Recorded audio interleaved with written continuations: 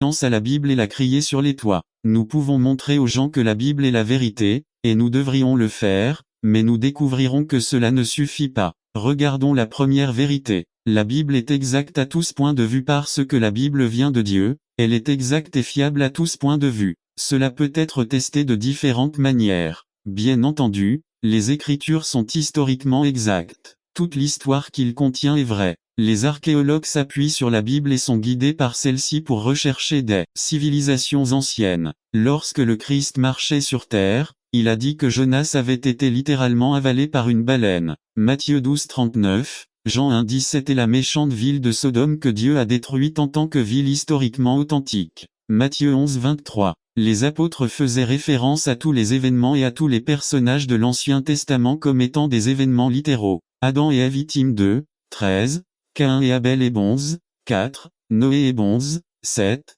Pierre 3:20, le déluge de Pierre 2:5 Moïse et la mer Rouge Icor 10:2, Acte 7:40. Le roi David Matin 1 et le roi Salomon Matin 6 étaient tous des références historiques des apôtres. Il est possible de prouver que la Bible est scientifiquement vraie. Quand les gens croyaient que la Terre était plate, la Bible disait déjà qu'elle était un cercle ou une sphère. Ésaïe 40:22. Avant la découverte de la chaîne d'ADN, nous trouvons dans la Bible que chaque détail nous concernant était écrit dans le livre de Dieu. Psaume 139:15-16. Les mots même de ces versets nous suggèrent que chaque élément de notre personnalité et que nos traits physiques ont été tracés sous la forme de l'embryon avant même notre création. C'est étonnant, mais cela n'amène pas l'homme à croire en Dieu. La Bible peut prouver que cela est également vrai sur le plan prophétique. La Bible dit qu'il y aura un Rédempteur dès le début dans Genèse 3:15 qui écrasera la tête de Satan. Galates 4:4. De nombreuses prophéties ont été faites sur la vie de Jésus-Christ. 1 Pierre 1:1. Il serait un descendant d'Abraham. Genèse 12:3, Luc 3:34 et de David. PS 132:11, Matthieu 1:6. Qu'il naîtrait d'une vierge. Ésaïe 7:14, Matthieu 1:18-25 à Bethléem. Michée 5:2, Matthieu 2:1 de Judée. Il devrait fuir l'Égypte. Osée 11:1, Matthieu 2:15 pour être protégé du massacre des enfants ordonné par le roi Hérode. Gère 31:15, Matthieu 2:18. Je viendrai en Galilée. Isa. N'attendez pas qu'il soit trop tard. Devenez membre de la chaîne aujourd'hui et obtenez du réconfort et du soutien dans les moments difficiles. Cliquez sur le lien dans la description de la vidéo. Mardi 9 avril 2024 page 1, 9, 1-8, Matt 4, 12-16. Il prêchera Ésaïe 61.1 au 2, Luc 4:18 et accomplira de grands miracles. Ésaïe 35 5-6, Jean 11:47. Des centaines d'années avant que les Romains n'inventent la crucifixion, les prophètes avaient prédit que les pieds et les mains du Christ seraient percés. PS 22:16, Zacharie 12:10, Matt 27:34-50, qu'il mourrait en sacrifiant sa vie à la place des pécheurs. Ésaïe 53, Dan 9:26, Jean 1:29, et qu'il ressusciterait d'entre les morts. PS 16:10, Acte 13:35, 37 triomphant de la mort. Ésaïe 25:8, Icor 15:54. Des centaines d'autres prophéties se sont miraculeusement réalisées. Mais malgré toutes ces prophéties miraculeuses, cela n'a pas suffi à amener l'homme à avoir foi en Dieu. Mais en vérité, prouver à l'homme naturel que la Bible est la vérité ne le conduira pas à être sauvé. Il sait peut-être que la Bible est correcte, mais il ne peut pas croire sans l'illumination du Saint-Esprit. 1 Corinthiens 2:14. Mais l'homme naturel ne perçoit pas les choses de l'Esprit de Dieu, car elles sont une folie pour lui, et il ne peut pas les comprendre, parce qu'il faut les discerner spirituellement. Même si j'accomplissais un miracle sous les yeux d'un homme perdu, cela ne le mènerait toujours pas à Christ. De nombreux miracles ont réellement été accomplis au temps de Jésus-Christ, et les gens ne se sont toujours pas repentis. Matt 11:21-24. Je peux présenter n'importe quel argument logique sur les Écritures, avec sagesse et bon discours pour vous convaincre de son autorité et de son authenticité, mais à moins que Dieu et sa puissance ne vous soient révélés, vous n'accepterez jamais la Bible. 1 Corinthiens 2:1-5. C'est pourquoi, frères, lorsque je suis venu vers vous pour vous annoncer le témoignage de Dieu, je ne suis pas venu avec une excellence de parole ni de sagesse car j'ai résolu de ne rien connaître parmi vous, si ce n'est Jésus-Christ et lui crucifié. 3 Et j'étais parmi vous dans la faiblesse, et dans beaucoup de crainte et de tremblement. 4 Et ni mon discours ni ma prédication n'étaient fondés sur des paroles persuasives de sagesse humaine, mais sur une démonstration d'esprit et de puissance, 5. Afin que votre foi ne soit pas fondée sur la sagesse des hommes, mais sur la puissance de Dieu. Et l'exemplo de Pablo cuando el hombre iniquo va Dio como él est, se arrepiente de su pecado, y acepta la palabra de Dios en su vida, esto no pasa porque el hombre se ha hecho sabio, sino porque milagrosamente Dios está trabajando en su cœur. Paul l'a démontré dans sa prédication. Paul a été instruit par le grand rabbin Gamaliel Acte 22-3 qui était le petit-fils de Hiel. C'était un homme brillant qui était accepté comme un grand enseignant parmi ses collègues. Phil 3:1-6. Il aurait pu prêcher l'évangile à merveille. Il était peut-être un grand orateur, mais quelle était la technique de Paul? Il prêchait le Christ avec faiblesse, crainte et tremblement. Il n'est pas venu avec des paroles très élaborées mais avec un message très simple: le Christ crucifié, le Fils de Dieu, créateur du monde, crucifié. Vous avez de l'espoir, car Dieu a fait de son Fils unique le sacrifice de vos péchés. C'était le message de Paul, et Paul dépendait de Dieu pour accomplir son œuvre avec sa puissance. C'est ainsi que nous devrions aborder les Écritures. Si nous comprenons la vérité, nous devons dépendre de l'Esprit de Dieu par la foi. Nous ne devons pas penser que nous ne sommes pas quelque chose de très important, mais nous devons regarder Christ avec foi. Christ utilisera notre logique. Le Christ utilisera notre cœur, notre volonté et nos émotions. Mais la compréhension de la vérité divine est l'œuvre du Saint-Esprit. Les paroles du Sauveur notre Dieu souverain qui a donné à Paul ces paroles à travers les Écritures, a prêché ce message lorsqu'il parcourait la terre. Les sages ne sont pas ceux qui seront sauvés mais ceux qui s'approchent humblement de Dieu. En fait, dit-il, les paroles de la Bible sont cachées à ceux qui croient qu'il ne faut pas attendre qu'il soit trop tard. Devenez membre de la chaîne Today et bénéficiez de réconfort et de soutien dans les moments difficiles. Cliquez sur le lien dans la description de la vidéo. Mardi 9 avril 2024 page 2 Son sage Matthieu 11, 25 À ce moment-là, Jésus répondit et dit, « Je te loue, Père, Seigneur du ciel et de la terre, parce que tu as caché ces choses aux sages et aux intelligents, et que tu les as révélées aux petits enfants. » De plus, le Christ a enseigné en parabole pour cacher ses enseignements à ceux qui pensaient être sages. Matthieu 13:13 Alors les disciples vinrent et lui dirent, « Pourquoi leur parles-tu en parabole » 11 Il répondit et leur dit, « Car il vous est donné de connaître les mystères du royaume des cieux mais cela ne leur est pas donné. 12 Car à quiconque a, on donnera, et il aura davantage mais à celui qui n'a pas, même ce qu'il a sera ôté. 13 C'est pourquoi je vous parle en parabole parce qu'en voyant ils ne voient pas, et qu'en entendant ils n'entendent ni ne comprennent. Le prophète Isaïe, que le Christ a cité, a dit la même chose. Isaïe 6, 8-10 Alors j'entendis la voix du Seigneur, disant, Qui enverrai-je, et qui ira pour nous? Alors je répondis, Me voici, envoie-moi. 9 Et il dit, Va, et dis à ce peuple, Écoutez bien, et ne comprenez pas. Je vois bien, mais je ne comprends pas. 10 Engraissez le cœur de ce peuple, et alourdissez ses oreilles, et aveuglez ses yeux, afin qu'il ne voie pas de ses yeux, qu'il n'entende pas de ses oreilles, qu'il ne comprenne pas son cœur, qu'il ne se convertisse pas, et qu'il y ait pour lui une guérison. Isaïe dit que même si beaucoup sont aveuglés et endurcis parce qu'ils rejettent l'évangile, Dieu sauvera un reste, ou comme il le dit, un dixième. 13 Ainsi, nous voyons que pour accepter la Bible, nous devons venir humblement et expérimenter la puissance du Saint-Esprit. Le résultat final de ceci se trouve dans notre texte d'aujourd'hui 1 Corinthiens 2, 5 Afin que votre foi ne soit pas fondée sur la sagesse des hommes, mais sur la puissance de Dieu. Conclusion. N'oubliez pas que vous n'êtes rien devant le roi des rois. Il est Dieu et vous êtes sa création. Il t'a créé, et si tu penses que tu es sage, il se cachera de toi. Il n'y a rien de plus horrible que d'être rejeté par le Tout-Puissant. Laissez Dieu vous enseigner. Ne vous reposez pas dans la sagesse des hommes. Votre foi doit s'appuyer sur la puissance de Dieu. Verset à mémoriser pour la semaine 1 Corinthiens 2, 5 Afin que votre foi ne soit pas fondée sur la sagesse des hommes, mais sur la puissance de Dieu. Matthieu 13 10-11 Alors les disciples vinrent et lui dirent, Pourquoi leur parles-tu en parabole 11 Il répondit et leur dit, Car il vous est donné de connaître les mystères du royaume des cieux mais cela ne leur est pas donné. Matthieu 11, 25 À ce moment-là, Jésus répondit et dit, Je te loue, Père, Seigneur du ciel et de la terre, parce que tu as caché ces choses aux sages et aux intelligents, et que tu les as révélées aux petits enfants. 1 Corinthiens 2, 14 Mais l'homme naturel ne perçoit pas les choses de l'Esprit de Dieu, car elles sont une folie pour lui, et il ne peut pas les comprendre, parce qu'il faut les discerner spirituellement. N'attendez pas qu'il soit trop tard. Devenez membre de la chaîne Today et bénéficiez de réconfort et de soutien dans les moments difficiles. Cliquez sur le lien dans la description de la vidéo. Mardi 9 avril 2024 page 3 La connaissance assimilée de Dieu 2 Résumé. Proposition. Le but de l'assimilation de la connaissance de Dieu dans votre vie est de refléter la gloire de Dieu afin que le péché du monde soit retenu et que les hommes louent Dieu. By Matt Black El conocimiento de Dio asimilado segunda part fundamento de la fe cristiana proposition. El proposito de asimilar el conocimiento de Dios en tu vida y para reflejar la gloria de Dio de forma que el pecado del mundo est restringido y los hombres alabant à Dieu.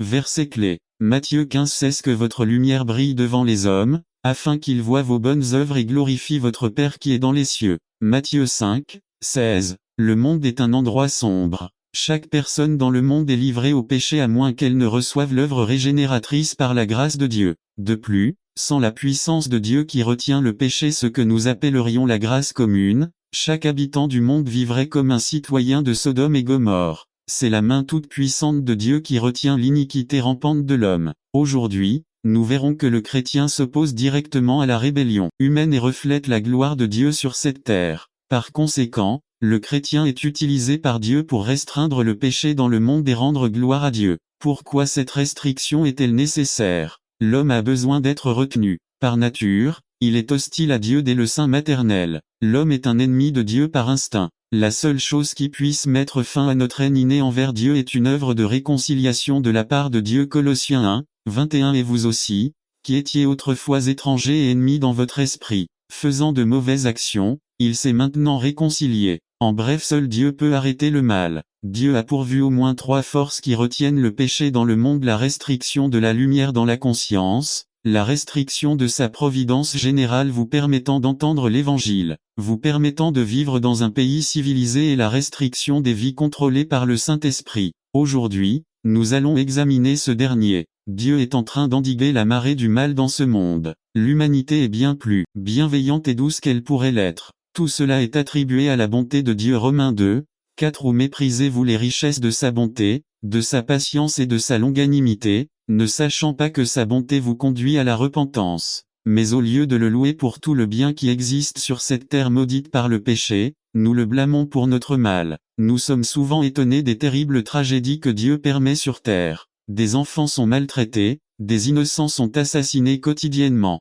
Nous levons le poing vers Dieu et lui reprochons: n'attendez pas qu'il soit trop tard. Devenez membre de la chaîne Today et bénéficiez de réconfort et de soutien dans les moments difficiles. Cliquez sur le lien dans la description de la vidéo. Mardi 9 avril 2024 page 1 Tout ça. Mais la vérité est que cet homme n'est pas aussi mauvais qu'il pourrait l'être. En vérité, si Dieu ne retenait pas le mal, ce serait 1000 fois pire. Nous serions tout remplis de Satan et livrés à un mal incalculable. Regardez ce que Dieu dit. Jérémie 17:9 Le cœur est trompeur par-dessus tout, et désespérément méchant, qui le connaîtra? Jérémie 5:22-23 Ne me craindras-tu pas, dit Jéhovah? N'aurez-vous pas peur de moi, qui ai fait du sable une limite à la mer, une ordonnance éternelle qui ne sera pas brisée? Des tempêtes surgiront, mais elles ne prévaudront pas. Ces vagues rugiront, mais elles ne le dépasseront pas. 23 Mais ce peuple a un cœur faux et rebelle. Ils se sont détournés et sont partis. Le point que Dieu veut faire valoir est clair.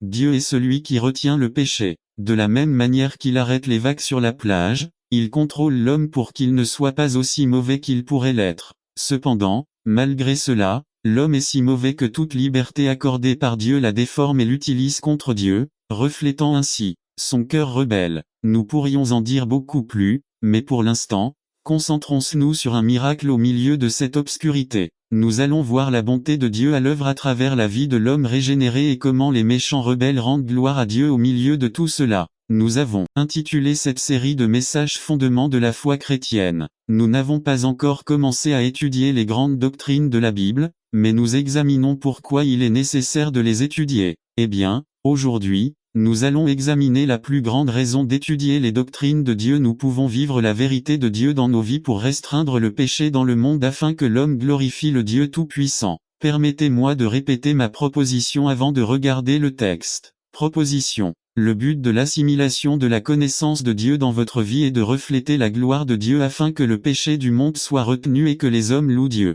Regardez encore Matthieu 5. Matthieu 5:14-16 Vous êtes la lumière du monde. Une ville située sur une montagne ne peut pas être cachée. 15 Vous n'allumez pas non plus une lampe pour la mettre sous le boisseau, mais vous la placez sur le chandelier, et elle éclaire tous ceux qui sont dans la maison. C'est ce que votre lumière brille devant les hommes, afin qu'ils voient vos bonnes œuvres et glorifient votre Père qui est aux cieux. La miséricorde de Dieu. Notre passage ne le dit pas textuellement, mais nous voyons ici la grande miséricorde de Dieu envers l'humanité. Nous voyons une lumière merveilleuse au milieu des ténèbres oppressantes. Que votre lumière brille, dit le Christ, et que Dieu reçoive la gloire. La raison pour laquelle Dieu a créé ce monde et lui a permis de sombrer dans le péché était pour démontrer sa grande miséricorde envers le pécheur et sa grande haine du péché. Pourquoi y a-t-il de la lumière dans le cœur du chrétien? Pourquoi n'est-il pas un rebelle comme tout le monde? La seule raison réside dans la miséricorde gratuite de Dieu. Il n'y a rien en nous qui ait provoqué sa miséricorde. Il n'y avait aucune lumière en nous, mais Dieu a placé la lumière du salut dans nos cœurs par la régénération.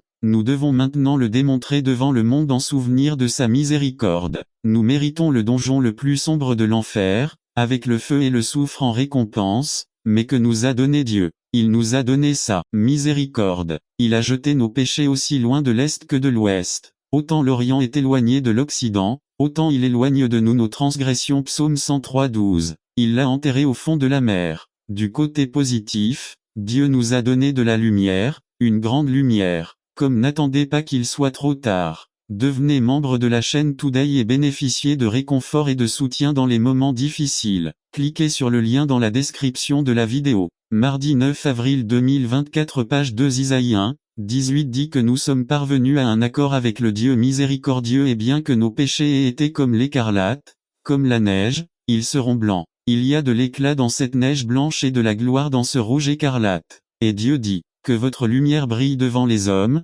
afin qu'ils voient vos bonnes œuvres et glorifient votre Père qui est aux cieux. La source de lumière, le Christ dit, que votre lumière brille devant les hommes. Il ne l'appelle pas la lumière de Dieu, mais celle de l'homme. Il dit, vous avez une lumière qui doit briller devant les hommes. Maintenant, permettez-moi de clarifier quelque chose sur la nature de cette lumière. Elle est la lumière de l'homme uniquement parce qu'elle la possède. L'homme n'est pas la source de la lumière. Mimi peut donner une miche de pain à ma famille. Elle nous l'a donné et nous pouvons donc dire qu'il est à nous. Il nous appartient parce que nous le possédons. Si vous me le prenez, vous seriez un voleur parce que vous avez pris ma possession. Mais entre nous, nous dirions que c'est le pain de Mimi. Nous disons prends un peu de pain de Mimi. C'est le meilleur pain du Pays Basque. Parce que Mimi est la source du pain même si nous en sommes les propriétaires. Mimi l'a cuisiné, travaillé dessus, ajouté tous les ingrédients nécessaires pour lui donner un bon goût. Mais nous profitons des bienfaits du pain parce que nous pouvons le manger. Il en va de même avec la lumière qui est en nous. Il nous appartient uniquement parce que nous le possédons.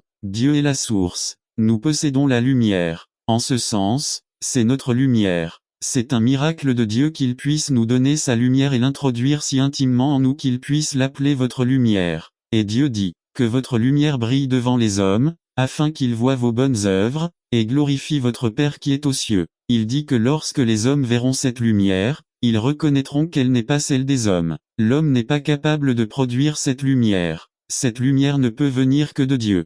Par conséquent, ils loueront la source de lumière et rendront gloire à Dieu. La nature de la lumière, le Christ dit que cette lumière brille, c'est une lumière brillante. Une ville située sur une montagne ne peut pas être cachée. Cette lumière est la nature de Dieu qui est née chez le chrétien par régénération. Cela se manifeste dans une vie qui reflète la gloire de Dieu. Ce n'est pas seulement parce que Dieu nous a pardonné. Oui, et louons-le, il a effacé nos péchés, mais il nous a aussi donné une nouvelle nature. Dans un autre passage de la Bible, il l'appelle un cœur nouveau. Regardez Ézéchiel 11:19 et je leur donnerai un cœur, et je mettrai en eux un esprit nouveau et j'ôterai du milieu de leur chair le cœur de pierre, et je leur donnerai un cœur de chair. Dieu dit, je prendrai ce cœur de pierre et je le remplacerai par un cœur tendre de chair. Je mettrai de la nature en eux pour faire le bien. Non seulement je pardonnerai leurs péchés, mais je mettrai en eux une justice vivante. Quand elle sera dans votre cœur, vous agirez selon la vérité avec passion.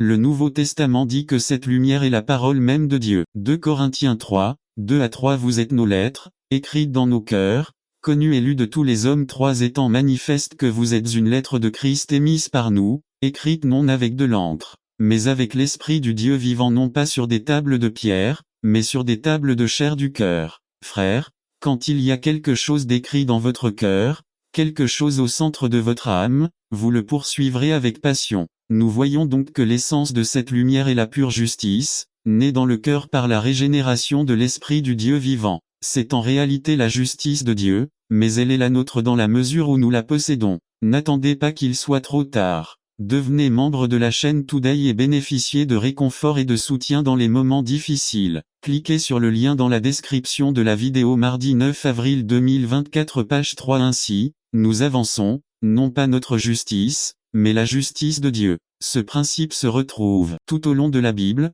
c'est ce qu'on appelle la justice imputée. Romains 4, 3 à 8. Car que dit l'Écriture? Abraham crut à Dieu, et cela lui fut compté comme justice. 4 Mais pour celui qui travaille, son salaire n'est pas considéré comme une grâce, mais comme une dette. 5 Mais pour celui qui ne travaille pas, mais qui croit en celui qui justifie le méchant, sa foi est considérée comme justice. Si de même que David parle aussi de la béatitude de l'homme à qui Dieu attribue la justice sans les œuvres, c'est en disant, bienheureux ceux dont les iniquités sont pardonnées et dont les péchés sont couverts. Oui, bienheureux l'homme que le Seigneur n'accuse pas de péché. Dieu a dit que peu importe ce qu'Abraham avait fait, même malgré ce qu'il avait fait, il était idolâtre au pays dur. Josué 24:2, il lui rendrait justice. En vérité, cette justice est la vraie justice de Jésus-Christ. Nous verrons cette lumière dans toute sa splendeur lorsque nous nous tiendrons devant le trône de Dieu avec les rachetés de tous les âges. Apocalypse 7, 9 à 14. Après cela, je regardai, et, voici,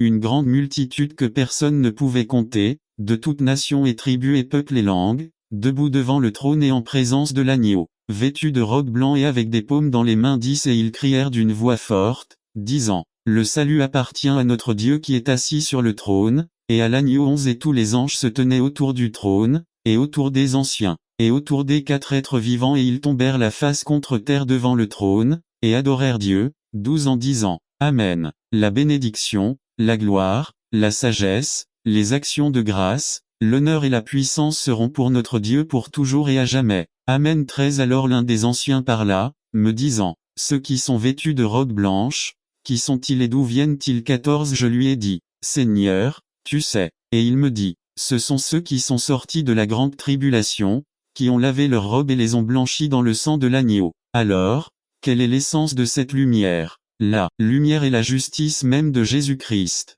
Cette lumière est le manteau blanc pur que nous portons et qui a été acheté avec le sang même du Christ. La responsabilité de la lumière. Dieu dit, que votre lumière brille devant les hommes, afin qu'ils voient vos bonnes œuvres et glorifient votre Père qui est aux cieux. Notre responsabilité est de laisser briller notre lumière. Comment faisons-nous cela? La clé se trouve dans l'expression bonnes œuvres. Examinons brièvement une hérésie qui existe dans le cœur de nombreux hommes. Chaque fois qu'un homme voit cette phrase dans la Bible, il a tendance à penser qu'il est lui-même bon. Comme c'est drôle. Et nous devrions rire s'il n'y avait pas la situation terrible dans laquelle se trouve l'homme. Cet homme est aussi bon qu'un criminel. Cet homme est aussi bon qu'un menteur. Un homme vaut mieux que celui qui enfreint la loi. L'homme est coupable, et rien de bon ne vient de lui, à moins que Dieu lui-même ne le lui donne. Philippiens 2, 13 Car c'est Dieu qui opère en vous le vouloir et le faire, pour son bon plaisir. Nous voyons ainsi que c'est Dieu qui fait les bonnes œuvres. Romains 9, 15 à 16 Car il dit à Moïse, j'aurai pitié de qui j'aurai pitié,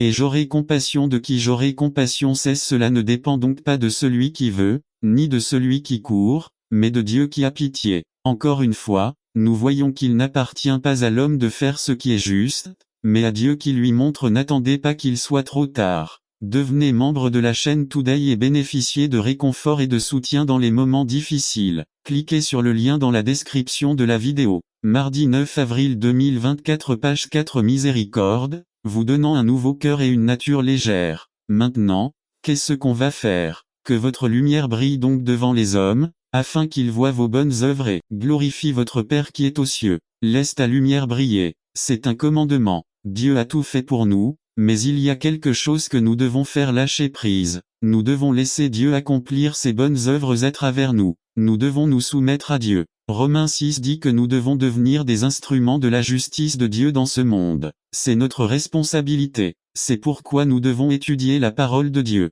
C'est pourquoi il faut se saturer de chaque page. Nous devons vivre la Bible devant les hommes dans la puissance de Dieu. Nous devons nous regarder dans le miroir de la parole et refléter sa gloire dans ce monde de ténèbres. La réaction à la lumière lorsque nous manifesterons la justice divine dans ce monde, L'homme s'émerveillera. Voir la justice de Dieu chez une personne autrefois rebelle est formidable. Ils glorifieront Dieu. Ils le reconnaîtront comme l'œuvre de Dieu. Conclusion. Apprenez les Écritures. Méditez sur eux jour et nuit. Assimilez la connaissance de Dieu dans votre vie. Abandonnez-vous à Dieu dans cette nouvelle nature qu'il vous a donnée. L'Esprit de Dieu vit en vous. Écoutez sa voix. Rendez la justice dans sa puissance. Faites ce que dit la parole de Dieu. Reflétez la gloire de Dieu. Que votre lumière brille devant les hommes, afin qu'ils voient vos bonnes œuvres, et les hommes glorifient Dieu. Verset à mémoriser pour la semaine Matthieu 5, c'est ce que votre lumière brille devant les hommes, afin qu'ils voient vos bonnes œuvres et glorifient votre Père qui est aux cieux. Colossiens 1,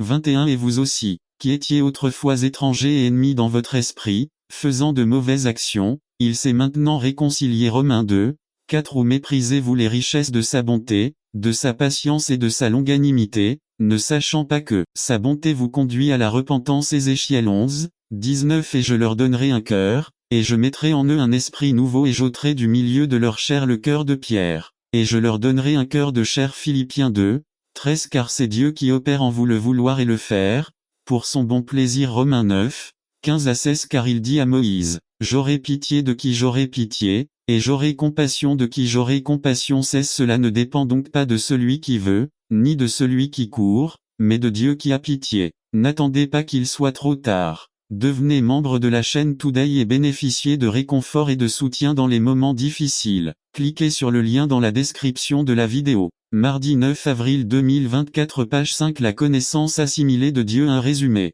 Proposition. La connaissance de Dieu est le plus grand danger pour l'homme lorsqu'elle n'est pas assimilée, pratiquée dans nos vies pour la gloire de Dieu. Par Matt Black. La connaissance assimilée de Dieu. Première partie. Fondement de la foi chrétienne. Proposition. La connaissance de Dieu est le plus grand danger pour l'homme lorsqu'elle n'est pas assimilée, pratique dans nos vies pour la gloire de Dieu. Verset clé. Matthieu 15, 20. J'ai cru, c'est pourquoi j'ai parlé. Psaume 116, 10. Avec quelle rapidité nous parlons de ce que nous ne croyons pas vraiment. Il y a une grande tentation dans nos vies, une fois que nous avons compris la Bible, de nous contenter d'une connaissance superficielle et sans réelle foi dans la doctrine. Il est très facile de comprendre quelque chose, mais très différent de le posséder et d'être possédé par lui. Ne croyons pas avoir bien compris la parole de Dieu si nous ne sommes pas parvenus à la goûter, par l'Esprit Saint, au point de dire que nous l'avons expérimenté. Nos paroles devraient provenir de ce type d'expérience de foi. L'expérience de la foi conduit à des paroles qui à leur tour conduisent à des actions. Imaginez que ce bâtiment soit en feu. Votre conviction vous mènerait à une action rapide, et pendant tout ce temps vous crieriez « Au feu, au feu ». C'est ce que dit le psalmiste. Il croit, et donc il parle. C'est si facile de parler de Dieu, n'est-ce pas? Mais celui qui connaît Dieu ne dit pas seulement la vérité. Il croit en la vérité et l'assimile dans sa vie. Que signifie assimiler la vérité? Quand quelqu'un assimile la vérité ou la pratique, nous appelons cela justice, ou faire ce qui est juste. Quand vous lisez la Bible, vous voyez qu'il est dit, allez dans le monde entier et prêchez l'évangile. S'il va ensuite vers son ami et lui parle du Christ, c'est une personne juste. Il pratique la vérité et fait ce qui est juste. Mais si je dis que je suis d'accord et que la Bible est la vérité, mais que je ne parle pas du Christ à mon prochain, ma doctrine est peut-être correcte, mais je suis injuste, parce que je ne vis pas la vérité. Nous pouvons dire la même chose de toutes les doctrines bibliques. Le Christ nous dit, si vous demandez quelque chose en mon nom, je le ferai. Jean 14, 14. Alors on prie. Dieu dit du juste que son plaisir est dans la loi du Seigneur, et il médite sa loi jour et nuit. Psaume 1, 2. Sommes-nous saturés de la parole de Dieu? Pratiquons-nous la vérité? Le danger d'écouter sans agir. Le danger dans l'étude de la doctrine et de Dieu est que nous serons prompts à entendre la parole de Dieu, prompts à la connaître et à la reconnaître, mais nous n'arrivons pas à l'embrasser ou à la mettre en pratique. Regardons quelques versets. Jacques 1, 22. Mais mettez la parole en pratique, et ne vous contentez pas de l'écouter, en vous trompant vous-même. 1 Jean 3, 18. Mes petits enfants, n'aimons pas en parole ou avec la langue, mais en action et en vérité. Par exemple, nous disons que nous croyons que Dieu est aux commandes. Nous sommes d'accord avec cette doctrine. Nous disons que nous y croyons. Nous connaissons bien d'autres versets qui parlent d'elle. Nous disons qu'il serait insensé de ne pas croire que Dieu contrôle la situation. Mais en même temps, lorsque survient une tragédie, nous n'attendons pas qu'il soit trop tard. Devenez membre de la chaîne Today et bénéficiez de réconfort et de soutien dans les moments difficiles. Cliquez sur le lien dans la description de la vidéo. Mardi 9 avril 2024 page 1 Nous nous inquiétons. Lorsque des interruptions surviennent, nous sommes frustrés et en colère. Lorsque nous sommes faussement accusés, nous éprouvons de l'amertume contre cette personne. Nous disons que Dieu est aux commandes, mais nous n'y croyons pas vraiment dans nos vies. Ou bien nous disons que Dieu est bon. Nous pouvons enseigner à un cours la bonté de Dieu, mais quand quelque chose de grave arrive, nous doutons de sa bonté et nous nous demandons comment il a pu laisser cela se produire. Nous disons que Dieu répond à la prière, mais nous nous retrouvons à peine en train de prier. Nous disons que nous devrions méditer sur la parole de Dieu, mais même si nous connaissons sa parole, nous nous trouvons remplis de la communication du monde. Nous connaissons bien l'actualité du jour, d'ici et de l'autre bout du monde, mais peut-on citer les 10 commandements? Pouvons-nous nous souvenir des béatitudes? Nous disons donc que nous aimons la parole de Dieu, mais nous ne l'aimons pas vraiment, mais nous la connaissons plutôt superficiellement. Nous montrons que nous ne sommes que des auditeurs. Toute cette connaissance nous inocule contre la vérité. Nous écoutons encore et encore sans le remplissage du Saint-Esprit, et rejetant l'œuvre de l'Esprit dans nos cœurs, nous nous convainquons qu'il suffit d'entendre la vérité. Mais alors nous commençons à croire que la parole de Dieu est monotone, impuissante et familière. Quand on le lit, il ne nous laisse plus aucune impression. Ce n'est pas un plaisir et cela ne nous donne aucune illusion, mais nous le considérons plutôt comme une responsabilité douloureuse. L'esprit s'éteint et nous devenons des robots intelligents aux vies superficielles. À la lumière de tout cela, permettez-moi de répéter ma proposition avant de regarder notre texte. Proposition. La connaissance de Dieu est le plus grand danger pour l'homme lorsqu'elle n'est pas assimilée pratique dans nos vies pour la gloire de Dieu. Examinons maintenant notre texte dans Matthieu 5. Ici, le Seigneur parle à ses disciples et compare la justice superficielle et plastique à celle qui naît d'une profonde conviction que Dieu est vrai. Cette conviction se manifeste dans une vie qui reflète la gloire de Dieu.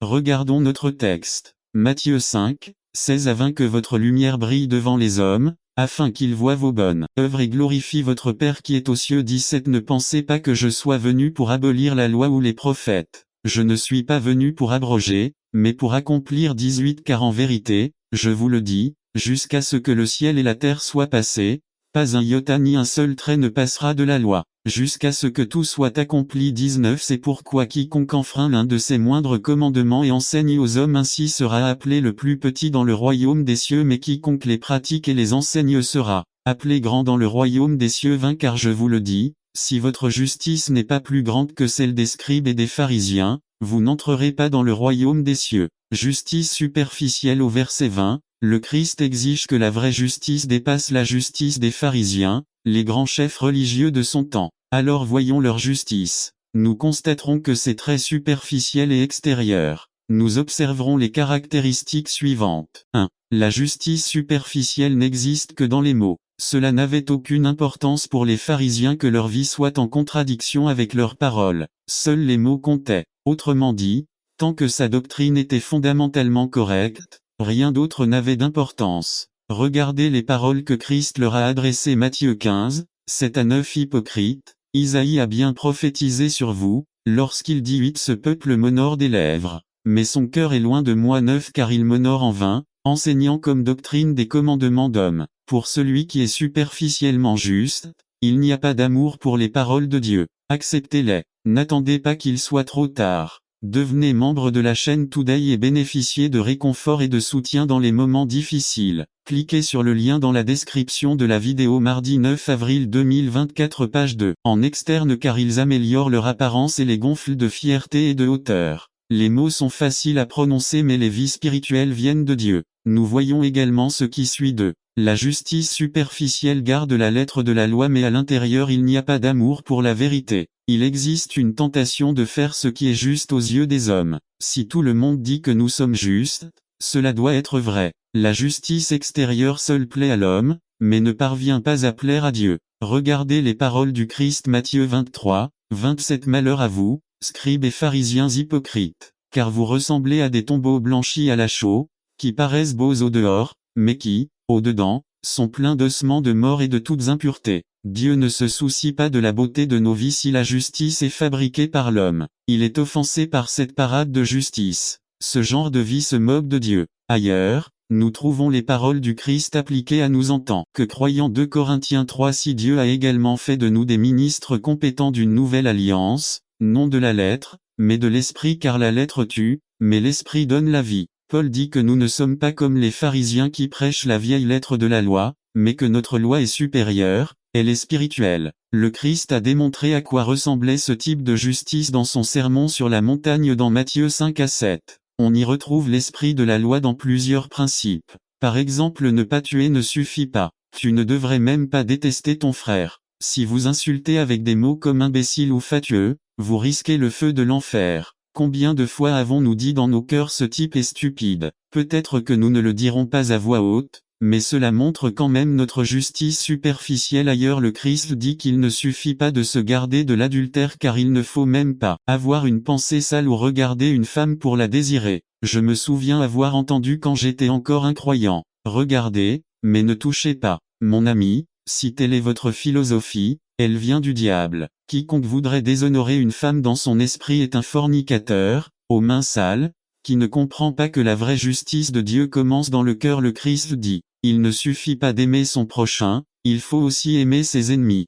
Certains diront: mais c'est impossible. Le Christ dit que nous devons dépasser la justice humaine. Nous devons posséder, ou mieux encore, être possédés par la justice de Dieu. C'est une justice qui vient du travail de régénération dans le cœur. C'est une justice qui découle de la puissance du ciel. Il ne peut pas être fabriqué. La justice rendue par les hommes peut être utile pour gagner les éloges des hommes, mais en réalité elle ne sert à rien, elle tue. Avez-vous vu dans 2 Corinthiens 3:6 que la lettre tue, mais l'esprit vivifie? C'est la justice qui dit: je ne suis ni un meurtrier ni un adultère. J'aime ma femme et ma famille. Je ne vis pas en rébellion ouverte contre Dieu. Je ne porte pas de tatouage et je ne me teins pas les cheveux avec des rayures et des couleurs. Je suis aussi un très bon voisin. Je vais à l'église tous les dimanches. Je ne blasphème pas et j'élève la voix seulement quand quelqu'un est en danger. Avez-vous remarqué quelque chose dans cette justice? C'est égoïste. Je fais ceci, je ne fais pas cela. Ce genre de justice tue. Notre justice doit dépasser cela. Notre justice doit aimer ses ennemis et Dieu de tout son cœur, de son âme et de son esprit. Vous devez chercher Dieu avec un cœur pur 24 heures sur 24, 7 jours sur 7. Mais vous direz: c'est impossible. Et c'est là le point. La justice superficielle est facile à obtenir. N'attendez pas qu'il soit trop tard. Devenez membre de la chaîne Today et bénéficiez de réconfort et de soutien dans les moments difficiles. Cliquez sur le lien dans la description de la vidéo. Mardi 9 avril 2024. Page 3 peut y accéder, ce qui nous amène au dernier point 3. La justice superficielle peut être mise de côté. C'est facile de s'habiller, mais la vraie justice est une œuvre surnaturelle de Dieu à l'intérieur de l'homme qui se reflète dans sa vie extérieure. La justice superficielle est humainement accessible, mais la vraie justice est impossible à l'homme. Cela ne peut pas être introduit mais doit sortir de l'intérieur par l'Esprit de Dieu.